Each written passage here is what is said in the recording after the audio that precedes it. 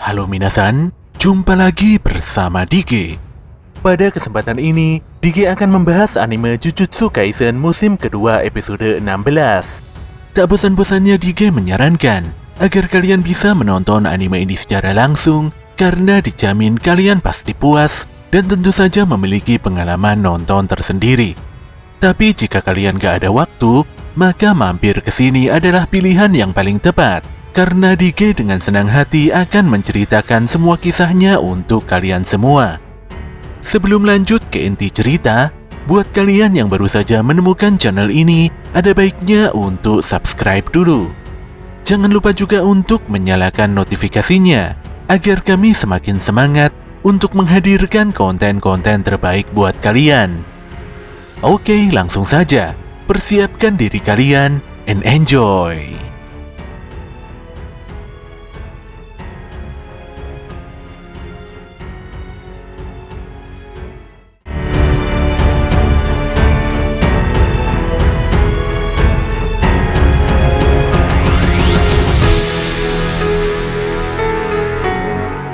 Scene pun berpindah pada Fushiguro, di mana dia nampak begitu tertekan melihat pergerakan Toji yang benar-benar di luar nalar. Fushiguro meyakini bahwa Toji adalah versi sempurna dari Maki yang mampu bergerak secepat kilat tanpa mengandalkan energi kutukan. Melihat kondisi yang sangat merugikan ini, Fushiguro pun berusaha fokus dan membayangkan kalau dia bisa memenangkan pertarungan ini. Ketika Toji mulai ancang-ancang menyerang, disitulah Fushiguro mengerahkan serbuan pasukan kelincinya. Sebenarnya Fushiguro hanya berusaha melarikan diri dengan berlindung di balik pasukan kelinci. Sayangnya insting Toji sangat tajam, dan dia selalu menekan Fushiguro dengan serangan senjata tajamnya. Fushiguro pun terus berlari hingga memasuki sebuah pabrik kosong. Sayangnya, walau sudah berusaha berlari sejauh mungkin, namun Toji selalu selangkah di depannya. Fushiguro pun kesal, apalagi energi kutukannya saat ini tidak cukup untuk melakukan perluasan domain. Dia pun mau tidak mau harus melakukan pertarungan jarak dekat melawan Toji. Namun semua pukulan Fushiguro dimentahkan Toji, dan bahkan segala bantuan serangan dari pasukan kelinci benar-benar tidak berguna. Setelah Fushiguro dihempaskan, kali ini para pasukan kelinci mulai mendatangi dan menyerang Toji. Namun sayang, lagi-lagi sejumlah pasukan besar kelinci tersebut tidak sebanding dengan kekuatan Toji yang benar-benar tidak masuk akal. Semua kelinci pun dibantai sepersekian detik, dan fakta ini jelas membuat Fushiguro sangat-sangat frustasi. Di sisi lain, Panda dan Kusakabe terlihat menyisir dan melakukan pencarian korban selamat. Meski berada di dalam penghalang, namun sebagian besar orang biasa telah dievakuasi oleh Toge Inumaki. Panda berharap bisa segera pergi dan membantu Kujo Satoru di basement lantai 5 stasiun Shibuya. Untuk itulah dia mengajak Kusakabe agar bergegas sebelum semuanya terlambat. Namun sikap Panda yang terus membahas Kujo ini justru membuat Kusakabe kesal. Menurut Kusakabe, mungkin di sudut gedung ataupun bangunan ini masih tersisa korban bocah-bocah yang bisa saja saat ini sangat ketakutan. Dia pun memerintahkan Panda untuk kembali menyisir bangunan termasuk di dalam toilet. Setelah Panda bergegas melakukan pencarian korban, Kusakabe nampak capek karena dia mulai kehabisan alasan untuk membohongi Panda. Ternyata Kusakabe adalah seorang pengecut yang tidak mau pergi ke basement lantai 5. Apalagi sedari tadi dia merasakan adanya energi kutukan kuat dan terputus-putus di basement lantai 5. Yang dilakukannya saat ini hanyalah terus membohongi Panda dan sekedar mengulur waktu agar tidak mati konyol. Sesaat kemudian, Kusakabe dan Panda sadar bahwa di atas mereka muncul dua orang anak buah Geto Suguru, yaitu Toshihisa Negi dan Manami Suda. Oke, kita kembali pada Fushiguro, di mana dia masih berjuang mati-matian untuk melawan Toji. Fushiguro terus terpukul mundur dan dia tidak sanggup mendaratkan satu serangan pun pada Toji. Lagi-lagi dia memutuskan kabur serta mengulur waktu, walau faktanya keputusan tersebut benar-benar sangat merugikannya. Fushiguro pun mau tidak mau harus menyelesaikan pertarungan ini. Dia lantas menjebak Toji di sebuah gedung kantor, dan sedetik kemudian meledakkan lelaki kesurupan tersebut dengan kekuatan petir Shikigami Nue. Walau efek serangannya gila, namun si Toji sama sekali tidak terluka. Toji pun kembali mendesak Fushiguro. Hebatnya Fushiguro bisa menyesuaikan timing, hingga membuat Toji masuk ke dalam arus jebakan kelincinya. Dia lantas mencengkeram baju Toji dan mengeluarkan pedang hitamnya untuk melesatkan serangan fatal. Namun sayang, serangan tersebut bisa dihindari dengan mudah oleh Toji. Setelah melihat muka Fushiguro lebih dekat, disinilah Toji agak terkejut.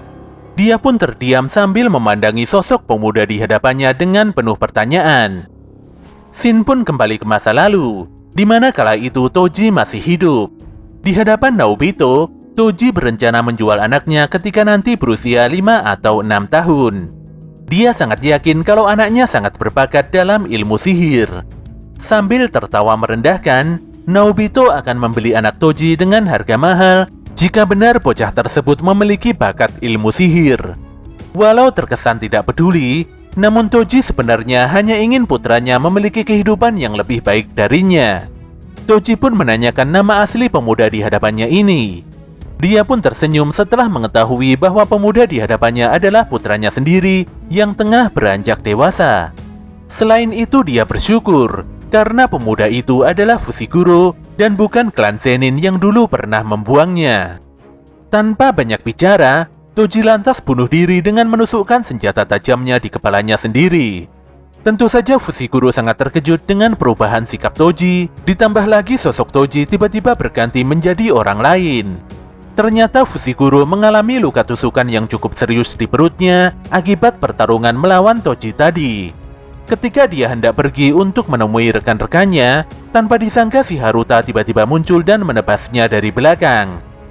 Di saat yang bersamaan, Kusakabe nampak bersiap menghadapi Negi dan Manami. Namun saat hendak menyerang, tiba-tiba terjadi ledakan besar dan membuat semua orang sangat terkejut. Ternyata ledakan tersebut berasal dari pertarungan Jogo melawan Sukuna. Sukuna nampak menjapik-japik Jogo dengan brutal. Pun demikian, Jogo terus berusaha melakukan serangan balasan. Ledakan dan kobaran api Jogo membuat suhu udara meningkat tajam. Pertarungan sengit antara Sukuna dan Jogo membuat banyak gedung pencakar langit hancur berantakan. Namun yang pasti, Sukuna jauh lebih unggul dari Jogo. Sebenarnya sedari awal Jogo sudah menyadari perbedaan kekuatannya dengan Sukuna.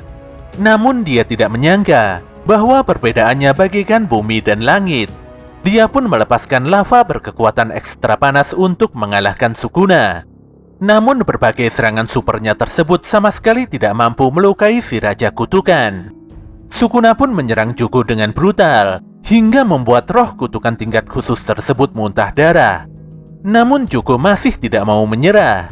Dia pun melepaskan bola meteor api besar dari langit untuk membalas Sukuna. Posisi Kusakabe begitu dekat dengan area pertarungan Sukuna dan Jogo.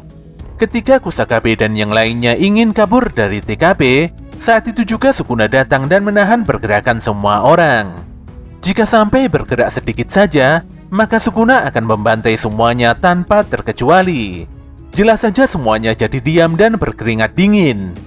Sedetik sebelum meteor Jogo menabrak bumi, semua orang lantas melarikan diri setelah mendapatkan aba-aba dari Sukuna. Ledakan meteor Jogo benar-benar meluluh lantakkan daerah di sekitarnya. Awalnya Jogo yakin kalau Sukuna bisa dikalahkan dengan meteornya. Namun Sukuna masih baik-baik saja karena berhasil menghindari serangan Jogo. Dengan santai Sukuna akan menghadapi Jogo dengan teknik serangan terbaiknya. Disinilah Jogo sangat terkejut karena dia melihat Sukuna menggunakan teknik api yang begitu mirip dengan api miliknya. Keduanya pun mulai beradu kekuatan api. Sukuna dengan panah apinya, sementara Jogo memanipulasi apinya hingga menjadi bulat namun mematikan. Saat itu di dalam alam bawah sadarnya, Jogo meminta maaf pada Hanami dan Dagon. Namun baik Hanami dan Dagon tidak mengapa, karena masih ada Mahito yang akan melanjutkan perjuangan mereka. Hanami sendiri yakin bahwa Mahito masih bisa menjadi lebih kuat lagi karena dia adalah pemimpin utamanya. Tanpa diduga Sukuna tiba-tiba muncul dan menceramahi Jogo yang ingin menjadi manusia sejati bersama teman-temannya. Meskipun terdengar konyol, namun Sukuna memahami bahwa Jogo ingin mendapatkan posisi layaknya manusia. Manusia dan kutukan selalu menentukan nilai diri melalui kelompoknya. Hal ini pun membuat keberadaan mereka semakin lama semakin kecil dan lemah. Menurut Sukuna, Kelemahan Jogo adalah dia tidak memiliki rasa lapar ataupun hasrat untuk jadi yang terkuat. Namun demikian, Sukuna sangat senang bisa meladeni Gojo. Raja Kutukan ini pun menganggap bahwa Jogo jauh lebih baik dari musuh yang pernah dilawannya 1000 tahun yang lalu. Setidaknya Jogo harus berbangga diri, apalagi Sukuna telah menganggapnya sebagai lawan yang sangat tangguh dan kuat. Mendengar pernyataan Sukuna, tanpa disangka air mata Jogo menetes begitu saja. Dan bahkan tanpa disadari, saat itu juga Jogo telah kehilangan nyawanya. Sekujur tubuh Jogo nampak terbakar dengan begitu parah. Sesaat kemudian, Uraume tiba-tiba muncul dan menyapa Sukuna setelah sekian lama tidak berjumpa.